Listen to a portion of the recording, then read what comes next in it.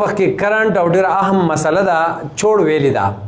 تاسو ته پته ده چې د چوړ ویلي د څو میاشتو نه یو د کوهستان د پالس خلقو او د علي د بټګرام خلقو په چوړو منې تنازع ده او هغه تنازع کرنٹ سچویشن داسې دی چې یو خو زموږ بدبختي ده چې کوم خلقو د چوړو حفاظت په نوم منې غوړي خوړل، باروګانې خوړل، پیسانې خوړل، مراعات یې اخیسته او قلنګ به اخیسته، پیسې به اخیستې، نن مطلب هغه هینډز اپ شي دي. نو دا یو لږ ډېره زیاته د افسوس خبره ده.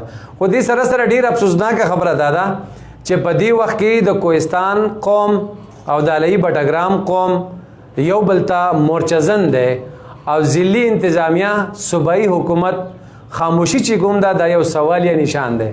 بل طرف ته زمونږ پولیس چونکې د ګلۍ میدان کې تازه هوا د پاره تللی امامتیانې کوي ماشاءالله او پټوان وباسي وایي موږ اپریشن کو کومبینګ اپریشن کو ابره حالات کنټرول.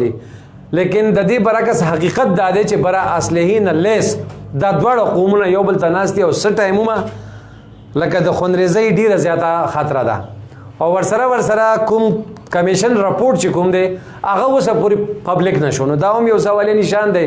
ډېر زیات شکوک چې کوم دي د ښي نو زه دا سختۍ ټکو سره دا وایم که چېرته بره خونریزي وشوله او زمونږ د خلقو د دواړه طرف ته جانی نقصان وشو نو د دې ذمہدار به ضلعی انتظامیہ صوبائی حکومت وي.